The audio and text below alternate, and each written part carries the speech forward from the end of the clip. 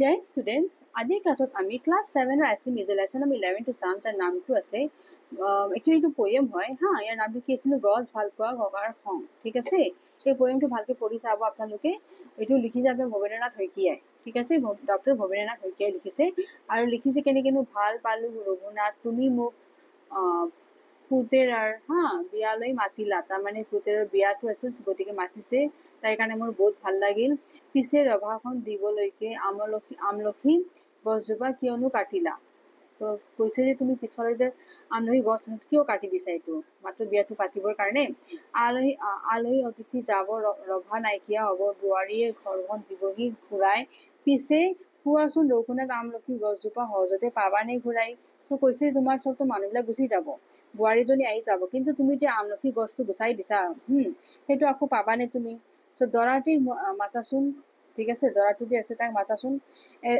তাৰপিছত যে আপোনাক সুধিছে ইয়াতে দৰাটিক মাতাচোন এই জুলুকা আশীৰ্বাদ দিওঁ আৰু যাওঁ গছজোপা কটাৰ বাবে লুচি ভাজি ৰসগোল্লা একোপাকৈ নাখাওঁ গতিকে কি কৈছে যে মই মানে দৰাটোক মাতি দিয়া মই তাক আশীৰ্বাদ দিওঁ আৰু মই একো নাখাওঁ কাৰণ মোৰ আপুনি যে ইয়াতে গছটো কাটি দিছে মই একদম ভাল পোৱা নাই গতিকে সেইকাৰণে মই এইবাৰ নাখাওঁ এইটো কবিতাটো ইয়াতে চাওকচোন গছৰ কাৰণে ইমান ধুনীয়াকে তেওঁ ককাজনৰ খং উঠিছে গতিকে সেইটো বহুত ভাল লাগিছে এনেকুৱা যদি মানে মানুহবিলাকে চবে এটা ৰিয়েলি নিজৰ লাইফত ভাবে তেনেহ'লে আমাৰ ইয়াতে পৃথিৱীত গছবিলাক যে আছে নোহোৱা নহ'বই এটা সময়ত কাৰণ যিমান স্পীডত গছবিলাক চবে কাটি আছে এইটো বহুত বেয়া কথা হৈছে কিন্তু হা গতিকে ঠিক আছে এইটো পয়েমটো ইয়াতে ফিনিছ হ'ল আৰু কিন্তু যে ভবেন্দ্ৰনাথ শইকীয়া আছে তেওঁ বহুত ভাল মানে থিংকাৰ হয় ওকে এতিয়া আমি তাৰ বেচিছো এতিয়া আমি কুৱেশ্যন আনচাৰটো চাম ইয়াৰ ওপৰত অলপ মানে বৰ্ণনা দিয়া আছে ঠিক আছে বৰ্ণনাটো চাব আপোনালোকে এতিয়া আমি ভালকে পঢ়াইটো চাব আপোনালোকে কৰিব আবৃত্তি কৰিব দিছে ইয়াৰ তলতো আমাৰ প্ৰশ্ন উত্তৰ আহি যাব ওকে এতিয়া আমি কুৱেশ্যন আনচাৰ ষ্টাৰ্ট কৰিম but before starting my class welcome to my YouTube channel exam duty and now let's start the class প্ৰথমতে কুৱেশ্যনটো আছে কবিতাটো কাৰ বিয়াৰ কথা কৈছে কাৰ বিয়াৰ কথা কৈছে চ' ৰঘুনাথৰ পুতেকৰ বিয়াৰ কথা কৈছে ঠিক আছে নেক্সট আছে আপোনাৰ খ নম্বৰটো আমলখি গছজোপা কিয় কাটিলে নহয় বিয়াৰ কাৰণে নহয় ত' ৰঘুনাথৰ পুতেকৰ বিয়াৰ ৰভা দিবলৈ আমলখি গছজোপাটো কাটা হৈছিল ঠিক আছে নেক্সট আছে খ নম্বৰটো গ নম্বৰটো চাওক কোনে আহি ঘৰখন পুৰাব বুলি কোৱা হৈছে চ' ৰঘুনাথৰ বোৱাৰীয়ে আহি ঘৰখন পুৰাব বুলি কোৱা হৈছে ঠিক আছে নেক্সট আমি ঘৰ নম্বৰটো চাম সহজতে কি বস্তু ঘূৰাই নাপাব বুলি ককাই কৈছে হা সহজতে আমলখি গছজোপা ঘূৰাই নাপাওঁ বুলি ককাই কৈছে তাৰমানে আমলখি গছটো সি আকৌ কেতিয়াও নাপায় যিহেতু কাটি পেলাইছে হা নেক্সট আছে 4 নম্বৰটো চাওঁ এতিয়া ক নম্বৰটো হৈছে বিয়া খাবলৈ আহি ককাৰ কিয় খং উঠিছিল নহয় চ' বিয়া খাবলৈ আহি ককাৰ আমলখি গছজোপা কাটি ৰভা দিয়া দেখিছিল আৰু সেইবাবে ককাৰ খং উঠিছিল কাৰণ বিয়া শেষ হোৱাৰ পাছত আলহীৰ অতিথিসকলে চব ঘৰা ঘূৰি গুচি যাব ৰভাখনো নাইকিয়া হৈ হব হা আৰু বোৱাৰীয়ে ঘৰখন পৰাই দিব কিন্তু ৰভা দিবলৈ কাটি পেলোৱা আমলখি গছজোপা সহজে ঘূৰাই পোৱাটো অসম্ভৱ নহব তাৰমানে এইটো অসম্ভৱ হা সেয়ে ককাই গছজোপা কাটি পেলোৱাৰ বাবে ৰঘুনাথক খং কৰিছে অকে আৰু কৈছো যে মই তোমাৰ বিয়াৰ একো তোমাৰ ঘৰৰ বিয়াৰ মানে ৰসগোল্লা একো লুচি টুচি একো নাখাওঁ এনেকে খং কৰিছিল হা মাত্ৰ আশীৰ্বাদ দি পেলাই গুচি গৈছিল খ নম্বৰটো চাওক বিয়া ঘৰৰ ককাই কিয় একো নাখালে অকে এই মাত্ৰ মই কথাটো কৈছো না চ' ৰঘুনাথৰ পুতেকৰ বিয়াৰ ৰভা দিবৰ বাবে আমলখি গছজোপা কাটি পেলাইছিল আৰু গছ ভাল পোৱা ককাজনে বিয়া খাবলৈ আহি আমলখি গছজোপাই কাটি পেলোৱা বাবে ৰঘুনাথক খং কৰিছিল আৰু সেইবাবে বিয়া ঘৰত একো খোৱাও নাছিল ঠিক আছে এতিয়া গ নম্বৰটো চাম যে খং উঠাৰ পাছতো ককাই দৰাক কি দিব বিচাৰিছিল খং উঠাৰ পিছতো মানে ককাই দৰাক আশীৰ্বাদ দিবৰ কাৰণে ভাবিছিল মানে বিচাৰিছিল অকে এতিয়া 5 নম্বৰটো চাম তাৰ কবিতা ভাগি গদ্যৰ ওপৰত লিখা আলহী অতিথি যাব ৰভা নাইকিয়া হ'ব বোৱাৰীয়ে ঘৰখন দিবহি পুৰাই মানে বোৱাৰীজনী আহি পেলাই ঘৰটো ফুৰি দিব হা তাৰপিছত পুৰাই দিব আকৌ পুৰাই দিব না ফুৰি দিব পুৰাই দিব হা পিছে কোৱাচোন ৰঘুনাথ আমলখি গছজোপা সহজতে পাবানে ঘূৰাই আকৌ তুমি সেই গছজোপাটো পাবানে আমলখি গছটো যিহেতু তোমাৰ ঘৰখন আহি পেলাই বোৱাৰীজনী আহি পেলাই ঘৰখন পুৰাই দিব হা কিন্তু তুমি আকৌ আমলখি গছজোপাটো পাবা জানো সেইটো কথা সুধিছে তাক নহয় চ' গদ্যৰ ওপৰত লিখিব দিছে ত' ৰঘুনাথৰ পুতেকৰ বিয়াত নিমন্ত্ৰিত গছ ভাল পোৱা ককাজনে বিয়া খাবলৈ আহি ৰভা দিবলৈ আমলখি গছজোপা কাটি পেলোৱা দেখি মনত বৰ বেজাৰ পাইছিল আৰু গছজোপা কাটি পেলোৱাৰ বাবে ৰঘুনাথক খঙো কৰিছিল। বিয়া অনুষ্ঠান শেষ হোৱাৰ পাছতো আলহী অতিথিসকলে ঘৰাঘৰি গুচি যাব, ৰভাখনো নাইকিয়া হ'ব আৰু বোৱাৰীয়ে ঘৰখন ফুৰাইও দিব। কিন্তু পিছতে ৰঘুনাথে ৰভা দিবলৈ কাটি পেলোৱা আমলখি গছজোপা সহজে ঘূৰাই পাবনে বুলি ককাজনে ৰঘুনাথক প্ৰশ্ন কৰিছিল। ঠিক আছে, এতিয়া আমি 6 নম্বৰটো চাম। কি কৈছে, মূল ভাৱ লিখিব দিছে কবিতাটো। হা, এতিয়া মূল ভাৱটো চাম যে গছ গছনি প্ৰাকৃতিক ভাৰসাম্য ৰক্ষা কৰে আৰু ইয়াকে যধে মধে কাটি আপোনাৰ তহিলংগ কৰিলে আমাৰ পৰিৱেশ বিনষ্ট হয়। গছ গছনি অবিহনে পৃথিৱীৰ মানুহ নাইবা অন্যান্য প্ৰাণীসমূহ জীয়াই থাকিব নোৱাৰে। গছ ভাল পোৱা ককা এজনৰ মনৰ কথা এই কবিতাৰ দ্বাৰা সুন্দৰকৈ প্ৰকাশ কৰা হৈছে। হা, ৰঘুনাথে পুতেকৰ বিয়া উপলক্ষে ককাক নিমন্ত্ৰণ কৰাত ককাই মনত সন্তোষ পাইছিল, কিন্তু বিয়াৰ ৰভাখন দিবলৈ আমলখি গছজোপা কাটি পেলোৱাৰ বাবে ককাই মনত বৰ দুখ পাইছে আৰু ৰঘুনাথক খঙো কৰিছে। হা, বিয়া অনুষ্ঠান শেষ হোৱাৰ পিছত আলহী অতিথিবোৰতো ঘৰাঘৰি যাবগৈ, ৰভাখন আঁতৰাই পেলোৱা হ'ব আৰু বোৱাৰীজনী বোৱাৰীকে ঘৰখন ফুৰাই দিব। কিন্তু ৰঘুনাথে সহজে আমলখি গছজোপা ঘূৰাই নাপাব। সেইবাবে খং আৰু বেজাৰত গছ ভাল পোৱা ককাজনে বিয়াৰ লুচি ভাজি ৰসগোল্লা একো নাখাই কেৱল দৰাজনক এজোলকা আশীৰ্বাদ দি ঘৰলৈ গুচি গৈছিল। ঠিক আছে, এইটো হৈছে মেইন কবিতাটোৰ মূল ভাৱ। ঠিক আছে, ইয়াৰ পিছত আহি যাওঁ আপোনাৰ বাক্য ৰচনা কৰিব দিছে। প্ৰথমতে আছে আপোনাৰ এজোলকা আলহী অতিথি আশীৰ্বাদ সহজতে ঘূৰাই ৰভাটো বুজি পাইছে নে? বিয়াৰ কাৰণে যে ধুনীয়াকে সজাব লগা হয়, বহুত জাগা লয়, সেইখিনি আমি ৰভা বুলি কওঁ। হা, এতিয়া আমি এজোলকাৰ বাক্য ৰচনাটো চাম। আইতাই নাতি বোৱাৰীয়েকক আপোনাৰ এজোলকা আশীৰ্বাদ দি মৰমেৰে সাৱটি ধৰিছে। অকে, এজোলকা। অকে, তাৰপিছত আছে এজোলকা মানে কি, বহুত আশীৰ্বাদ দিলে, বুজি পাইছে নে?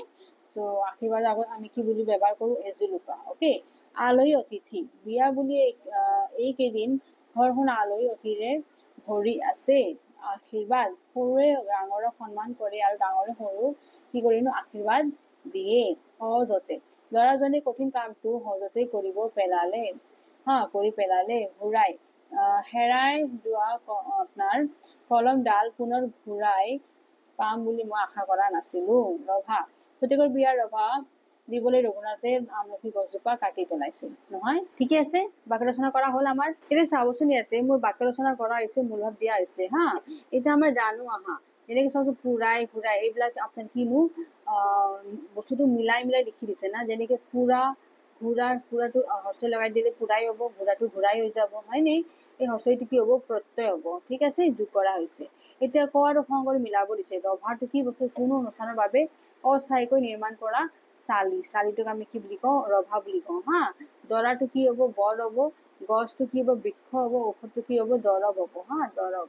অকে, এতিয়া 8 নম্বৰটো হ'ল। 9 নম্বৰটো চাওঁ, তোমাৰ পৰিয়ালৰ অন্য সদস্যসকলক বা ওচৰ চুবুৰীয়া গছ গছনি নাকাটিলে কেনেদৰে বুজাবা কোৱা। যদি কোনোবাই গছ কাটিছে কেনেকে বুজাব। 9 নম্বৰটো চাওঁ, গছনি প্ৰাকৃতিক ভাৰসাম্য ৰক্ষা কৰে আৰু ইয়াৰ পৰা আমি উশাহত লোৱা অক্সিজেন গেছ পাওঁ আৰু নিশাহত এৰি দিয়া কাৰ্বন ডাই অক্সাইড গেছ ই গ্ৰহণ কৰে। মানে কোনে কৰে, গছে। হা, ইয়াৰ উপৰি বিভিন্ন কল কাৰখানা মেচিন আদিৰে পৰা নিৰ্গত হোৱা কাৰ্বন ডাই অক্সাইড গেছো গছ গছনিয়ে গ্ৰহণ কৰি পৃথিৱীৰ বায়ুমণ্ডলৰ সমতা ৰক্ষা কৰে। কিন্তু যধে মধে গছ গছনি কাটি পেলালে বায়ুমণ্ডলত কাৰ্বন ডাই অক্সাইড গেছৰ পৰিমাণ বাঢ়ি যাব আৰু অদূৰ ভৱিষ্যত ই জীৱকুলক ধ্বংসৰ গঢ়ালৈকে ঠেলি পঠাব। আৰু সেইবাবে আমি গছ গছনি কাটিব নালাগে। অকে, এইখিনি হৈছে আমাৰ 9 নম্বৰটো। এতিয়া আমি 10 নম্বৰটো চাম। 10 নম্বৰটো কি কৈছে, যে কেৱল বৃক্ষৰোপণ কৰিলেই নহয়, তাক প্ৰতিপালন কৰাটো আপোনাৰ আমাৰেই দায়িত্ব। হয়নে? সেই কথাষাৰ আপোনাৰ আলোচনা কৰিব দিছে আৰু দলত বৰ্ণনা দিব দিছে। সেইটো মই অলপ দি দিওঁ। প্ৰাকৃতিক ভাৰসাম্যতা ৰক্ষা কৰিবলৈ গছ গছনি ৰোপণ কৰাটো আমাৰ বৰ্তমান সময়ত অতি প্ৰয়োজনীয় বিষয় এটা হৈছে। হা, ই গছ গছনি আমাক প্ৰয়োজনীয় অক্সিজেন গেছ যোগান ধৰে আৰু সেইবাবে আমি বৃক্ষৰোপণ কৰিব লাগে। কিন্তু গছ পুলি এই কথা এটাই থলেই নহব। হা, এই কথাটো ক'লেই নহব, বুজি পাইছে নে? গতিকে ইয়াতে কি কৈছে, কিন্তু গছ পুলি মাত্ৰ এটা ৰুই থলেই নহব, ৰুই বুলি দিব। হা, কৈ নহয়, এইটো মিছপ্ৰিণ্টটো হৈছে ৰুই থলে, এইটো ৰুই থোৱা বুলি কথা কৈছে। মাত্ৰ ৰুই থলে নহ'ব, ইয়াক প্ৰতিপালন কৰি ডাঙৰ দীঘলো আমিয়ে কৰিব লাগিব হা। যিদৰে আপুনি কেঁচুৱা এটা জন্ম হোৱাৰ লগে লগে ডাঙৰ নহয়, যথেষ্ট যত্ন পৰিচৰ্যা কৰিহে মানে ইয়াক ডাঙৰ কৰা হয়, সেইদৰে গছ পুলিটো ৰুই দিয়াৰ লগে লগে এজোপা ডাঙৰ গছ হ'ব নোৱাৰে হা। আমিও ইয়াক কি কৰিব লাগিব, সঠিক ৰূপত পৰিচৰ্যা কৰিব লাগিব। গছৰ গুৰিত পানী দিব লাগিব হা, সাৰ গোবৰ দিব লাগিব, গছ-গছনি গৰু ছাগলীৰ পৰা ৰক্ষা পাবলৈ বেৰ আদি দিব লাগিব হা। তেতিয়াহে ই এটা সময়ত এজোপা সুস্থ সবল গছত পৰিণত হ'ব পাৰিব হা। গতিকে আমি ক'ব পাৰো যে কি কেৱল বৃক্ষৰোপণ কৰিলেই নহ'ব, তাক প্ৰতিপালন কৰাটো আমাৰে দায়িত্ব। অ'কে, ইয়াতে 11 নম্বৰটো চাওকচোন, গছ আমাৰ পৰম মিত্ৰ। ইয়াৰ বিষয়ে অলপ তৰ্ক কৰি বুজিছে, সেইটো আপোনালোকে কৰিব। 12 নম্বৰটো চাই এতিয়া কি আমলখিৰ দৰে উপকাৰী আৰু কি বুলি কয় 5টা এনেকুৱা ফলৰ নাম লিখিব দিছে হা। চ' আমলখিৰ দৰে এতিয়া আপোনাৰ উপকাৰী সহজলভ্য 5বিধ ফল হৈছে শিলিখা, কৰ্দৈ, ঠিক আছে, ভোমোৰা, অমৰা আৰু জামু, ঠিক আছে। আৰু এই ফলবোৰ আমাৰ শৰীৰৰ বাবে অতি উপকাৰী হয় আৰু এইবোৰ ঔষধি গুণযুক্ত হয় হা। কোষ্ঠকাঠিন্য, জণ্ডিছ, বহুমূত্ৰ আদি বিভিন্ন ৰোগত কি কৰা হয়, নিৰাময়ৰ বাবে এই ফলবোৰ খোৱা যায় হা। আমলখি, শিলিখা আদি শুকুৱাই বহুত দিনলৈ সংৰক্ষণ কৰিব পাৰি আৰু এইবোৰে মুখৰ কচিও বঢ়ায়, ঠিক আছে। অমৰাৰ আঞ্জা বান্ধি বা থেতলিয়াই নিমখ জলকীয়া সানি খাব পাৰি। আৰু জাম যে আছে, জামুৰি জাম, সেই জালিটো আপোনাৰ তৈয়াৰ কৰা হয় আৰু কৰ্দৈ কেঁচাকৈ নিমখ জলকীয়া সানি বা আঞ্জা ৰান্ধি খাব পাৰি আৰু ইয়াক আচাৰ বনাই বহুত দিনলৈ সংৰক্ষণ কৰিব পাৰি, ঠিক আছে। এতিয়া চাওকচোন, আমি 13 নম্বৰ কুৱেশ্যনটো চাম। ইয়াতে কি কৈছে যে কিছুমান গছৰ ফল ফুল বা ডাল পাত বা গা গছ হা, আটাইবোৰ কি হয় আমাৰ দেহৰ বাবে বহুত উপকাৰী হয়, ঠিক আছে। যেনেকৈ কলগছ যে আছে, এইবিধ উপকাৰী গছ হয় আৰু কলগছৰ উপকাৰিতাৰ বিষয়ে দলত আলোচনা কৰিব দিছে, তালিকাখন পূৰ কৰিব দিছে, ঠিক আছে। ইয়াতে চাওকচোন, কলগছ আছে, ফল ফুল পাত আৰু গা গছ চব মানে দেখিব দিছে হা, চাব দিছে। চ' কলগছৰ বিষয়ে চাম। কল এবিধ উপকাৰী আৰু সুস্বাদু খাদ্য হয় আৰু ইয়াত যথেষ্ট পৰিমাণৰ শক্তি নিহিত হৈ থাকে। পূজা সেৱা আদি অনুষ্ঠানত কল অপৰিহাৰ্য হয়, ঠিক আছে। এতিয়া ফুলটো চাওঁ, কল ফুল যে হয় তাৰ বিষয়ে এতিয়া চাম। ত' কলৰ ফুলটোক আমি কলডিল বুলি কোৱা হয়, ঠিক আছে। কি বুলি কোৱা হয়, কলডিল, অ'কে। আৰু ই এবিধ সুস্বাদু আৰু পুষ্টিকৰ খাদ্য হয়, ঠিক আছে। পূজা সেৱা আদি অনুষ্ঠানত ইয়াৰ ব্যৱহাৰ কৰা হয়। এতিয়া পাতটো চাওঁ, কলৰ যে পাতবিলাক আছে, আমাৰ সমাজৰ জীৱনত কলপাতৰ প্ৰয়োজন অপৰিহাৰ্য। পূজা সেৱা সভা আদি কামত কি হয়, ইয়াত ব্যৱহাৰ কৰা হয়, ঠিক আছে। কলপাতৰ প্ৰসাদ খাওঁ, অ'কে। আমি চব বিলাক প্ৰসাদ হিচাপে খাওঁ আৰু ভোজ ভাত কি বুলি কয়, ভোজ ভাত বিলাক খাওঁ, পাতত দিয়ে আঞ্জা বনাই ইত্যাদি খোৱা হয়, ঠিক আছে। তাৰে পিছত আছে গা গছ। এতিয়া কলগছৰ গা গছ যে আছে, তাৰ ডাল অতি প্ৰয়োজনীয় বস্তু হা। পূজা সভা আদি ইয়াৰ ব্যৱহাৰ কৰা হয় আৰু কলগছৰ গা গছডাল শুকুৱাই পুৰি কলাখাৰ তৈয়াৰ কৰা হয়, ঠিক আছে। আৰু কলগছৰ গাৰ পৰা কাগজো তৈয়াৰ কৰা হয় নহয়। বানপানীৰ সময়ত কলগছৰ ভুৰ তৈয়াৰ কৰি পেলাই এক ঠাইৰ পৰা আন এটা ঠাইলৈ যোৱাও হয় নহয়, পৰিবহন কৰাৰ সময়তো এইটো ব্যৱহাৰ কৰা হয়। এইটো হ'ল আমাৰ কলগছৰ ব্যৱহাৰ, অ'কে। গতিকে এতিয়া আমাৰ এই কলগছৰ বিষয়ে আমাৰ আলোচনা কৰা হ'ল। এতিয়া আমাৰ এইটো চাওকচোন, যাদৱ পায়েং যে আছে মানুহজন, তেওঁক কি বুলি কোৱা হয়, ফৰেষ্ট মেন অফ ইণ্ডিয়া বুলি কোৱা হয়, ঠিক আছে। তেওঁ আমাৰ ফৰেষ্টৰ কাৰণেতো বহুত ডাঙৰ কাম বিলাক কৰিছে, গতিকে তেওঁৰ নাম এটা পাইছে, উপাধি পাইছে, ভাৰতৰ অৰণ্য মানৱ, অ'কে। আৰু 22 পালন কৰো, ঠিক আছে। এতিয়া চাওকচোন, ইয়াতে ধৰিত্ৰী দিব 22 এপ্ৰিল। বিশ্ব বন দিৱস আমি 21 মাৰ্চৰ দিনা পালন কৰা হয়, ঠিক আছে। 21 মাৰ্চৰ দিনা আকৌ আপোনাৰ পৰিৱেশ দিৱস আমাৰ 5 জুন তাৰিখে কি বুলি কয় পালন কৰা হয়, অ'কে। ইয়াতে চাওকচোন, আপোনাৰ হাতৰ ভাঙাটো দিছে, খাল বিল শুকাই গ'ল নহয়, গছৰ আগত পানী ৰ'ল, গতিকে এইটো কি হ'ব, নাৰিকল হ'বনে নহ'ব, নাৰিকল এইটো, ঠিক আছে। খাল বিল শুকাই গ'ল, ঠিক আছে, আৰু গছৰ আগত কি হ'ল, পানী ৰ'ল, তাৰমানে তাৰ ভিতৰত পানী থাকে, গতিকে এইটো কি হ'ব, নাৰিকল, অ'কে, নাৰিকল নহয়। এইটো ৰজাৰ লাঠি ঘন ঘন ডাঠি, এইটো কি হ'ব, কুঁহিয়াৰ, ঠিক আছে, কুঁহিয়াৰ, ঠিকে আছে। এইবিলাক আপোনাৰ হাতৰ ভাঙাটো আছিল, গতিকে ধুনীয়াকে লিখিব ক আৰু খটো দিয়া হ'ল আমাৰ। ওকে, নেক্সট আমাৰ 15 নম্বৰ প্ৰশ্নটো দি আছে কোনদিনা আমি কি পালন কৰো, কি উৎসৱ পালন কৰো সেইটো বস্তু লিখিব দিছে।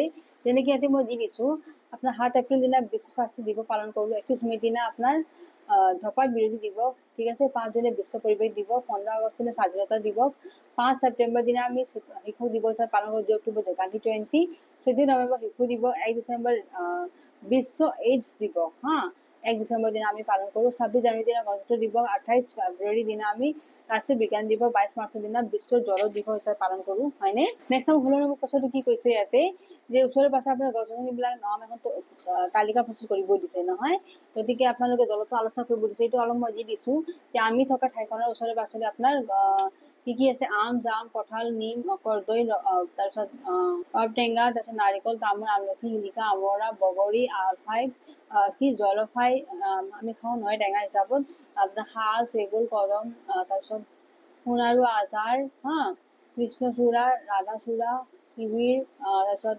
খেজুৰ, দেৱদাৰু, এইবিলাক ইত্যাদি গছবিলাক আমাৰ ওচৰে পাছৰে আছে, ঠিক আছে। 17 নম্বৰটো কি দিছে আমাৰ গছৰ সংৰক্ষণৰ বাবে 5টা শ্লোগান প্ৰস্তুত কৰিব দিছে। 5টা শ্লোগান মই ইয়াতে দি দিছো।